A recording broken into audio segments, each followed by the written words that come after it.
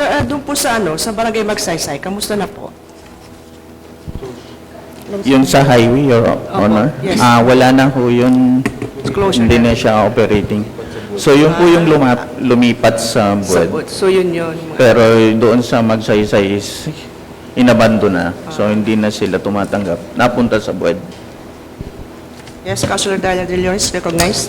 Sa nabanggit po ninyo, meron po yung 6 na junk shop na may permit. Pwede po bang pakibanggit kung anong pangalan ng mga junk shop na yon?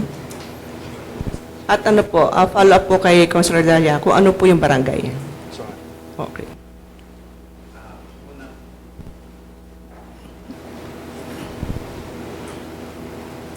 Una po is Batalier Saint Braga. Ito po yung sa Rabadon Enterprises sa Palamiso, Lagsab. Di Guzman Romeo Jr., yung Lucky Ram Scrap Trading sa Bypass Road po ito. Ito yata yung malapit sa City Hall Annex. Siyempre, the queen of the junk shop. Off the record po yan. Ma'am Dalia. Napatawa tuloy. Off the record po yung queen of the junk shop. Jimenez Anita, James Ryan Junk Shop. Ito po yung sa Ongson Street, side po, o likod po ng DPWH. Dinumagtang Ryan, ito po yung sa Sadsaran. Nag-report ata to, hindi ko alam kung siya yung namatay na. Pero Nabuhay. bubuhayin huli yung junk shop ng ibang tao. Pero still, hindi pa sila nagpunta sa amin yata to close. Sa bypass. Bypass, sa new bypass, yun. Peralta, Pedro, ito po yung Peter Junk Shops, doon po sa may Darayasan Highway. Sa may Acacia, yung may mga dried fish doon. Kabatuan. Yung may talyer po doon, Your Honor. May junk shop doon. Maliit po siya. Sir, sa Barangay Kibwar, meron pong junk shop din doon. Meron pong nagsasabi po doon, i-verify po namin, Your Honor, kasi hindi pa namin siya napasyalan. Sa Barangay Santa Maria, meron din pong junk shop doon, malaki. Actually, ang laki ng sanitarian field na junk shopan doon eh. With that, Your Honor, doon sa mga kwan kasi hindi pa nakarating sa amin yung mga ibang information. With that, nagpapasalamat kasi nabibigyan nyo kami ng information para puntahan ho namin yung mga junk shop. So si Magsaysay, wala na dito kasi hindi siya na-issuehan ng Actually, wala ko siyang mayor's permit. Yung unang yun ang Queen, sir. Yun ang Queen junk shop. Queen. Queen. Hindi tubo. Mas malaki yun, sir. Sa may Magsaysay. Oo. Malaki yun. Malaki to yun. Yung sa Magsaysay, yung lumipat na po sa buwan. No comment po. Based doon At sa status po. the information hindi na po Pogo Junk Shop kami ngayon. Charm na po. Charm Junk Shop na. Sir, pag nagkakantak po kayo ng inspection, ilang beses po sa isang taon? Actually po, Your Honor, sa joint inspection, mayroon pong, sa ngayon po kasi, bago yung Senro. So, may mga, ang mangyayari ho nito, kasi si Senro na po ngayon ang in charge sa mga inspection of junk shop. So, we will be included doon po sa kanilang schedule. So, every now and then, pag may gusto gusto na i-inspect o doon sa kanilang timeline, kasama ho kami sa joint inspection.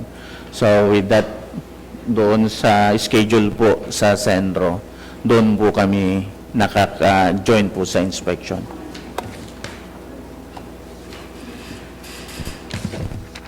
Madam Chair, Yes, Councilor Ayon, do you have any comment? Ay, okay, Sir Alex, sorry. Sir Bernard, request lang ito. Aside sa nagagather yung info, di ba pwedeng magbarabarangay kayo kung may sapat kayong tao para matignan talaga kung ang bawat barangay ay may junk shop o wala? Para malaman natin talaga yung tamang bilang. Kung pwede lang, sir. Maganda po yung suggestion nyo, Your Honor. So again, with that, nag-take note na po ang Senro. Then, by that, gagawa ho ng schedule. Then, makakasama ho kami. As I said, sila na po kasi ngayon yung in charge with regards sa operation ng junk shop. Kasi kung matatapos ho itong ordinansa, ang mangyayari ho nito is we will include in the pre-requirements na bago mag-renew or bago kukuha ng mayor's permit, we will include the certification coming from Senro.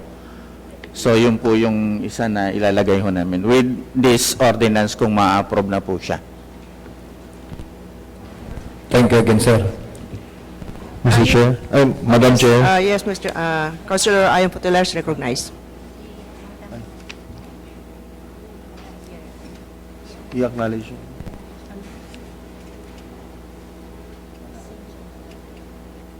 Yes, I would like to acknowledge the presence of Madam Cynthia Batalla. Morning po. Go ahead, Councilor Ayon Putela. Thank you, Madam Chair. This pertains to the Senro. Last time kasi na hiniring ito, may mga input. I think kasama mo si Ma'am Rose. Si Ma'am Rose doon. Na-input po ba lahat doon sa ordinance? Yes po, sir. Bali yung sinan po ni Ma'am Rose, yun na po yung binigyan nyo kami ng 2 to 3 weeks dun, sir. For revision po na mag-focus muna tayo sa junk shop. Nailagay po lahat ng inputs po, pati po yung mga requirements po sa pagkapatayo ng junk shop. Nailagay na po lahat. Okay. Thank you for that. And lalo yung bang yung sinasabi sa mga like yung mga oils nila, meron ba may part ba dito na meron silang paglalagyan? Ito, meron. Section 6, number 4. Containment. Okay. And lastly, regarding dun sa sinabi ni ABC President Alex Cosana about dun sa pagpupulis sa mga barangay, para mas mapadali din sa inyo, sa Senro and the BPLO, might as well baka pwede nyong kontakin yung kapitan o kaya yung barangay kagawads na pwedeng mag-monitor kung meron silang nakikitang nag-i-establish ng junk shops para mismong sila na yung magre-report sa inyo and then kayo na lang yung pupunta para mas mabilis yun. Gawa din ng, alam ko, may trabaho din na mas mahirap yung ginagawa nyo and then yung CBO naman pwede nating utusan na umikot dun sa vicinity ng barangay, lalong-lalo na sa establishment of new junk shops. And sabi, 6, nabanggit ba yung Pandayan? Ongson? Doon sa may papuntang Amway. Okay. Sige, yun lang. That's all, Madam Chair. Thank you. Okay, meron po tayong bisita na junk shop owner, taga Pandayan po. Kayo po yung nandun sa nabanggit po ni Councilor Ayon. Okay. So, may comment po ba kayo regarding sa ordinance?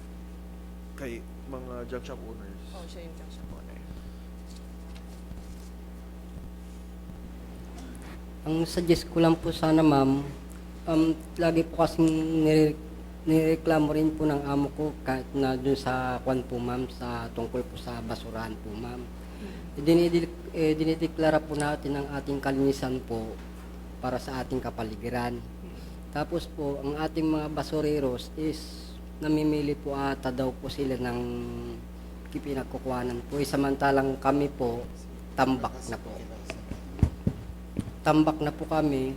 So, ang suggest po ng amo ko po, nung kwan, nung hindi po nila kinukuha yung aming basura na katambak, is punta na lang sa dasol, kwan po nila doon.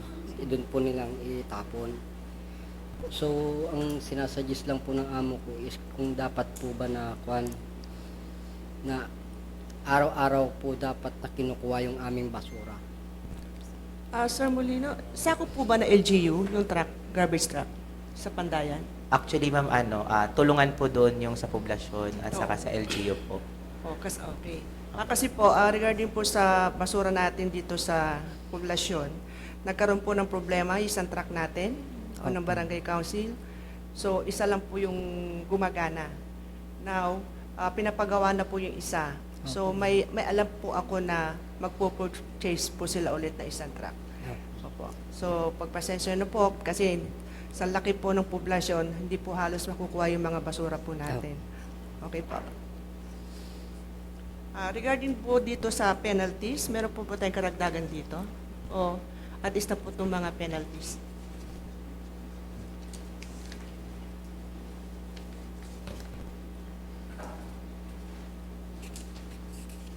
Okay na. So, meron po tayong comment po sa ating bisita, sa mga councilors. Wala na po. So, ang recommendation ko po ito, for schedule for public hearing na po tayo. Ano po? Okay lang po. So, now this committee hearing is adjourned. Thank you. Okay, next kasi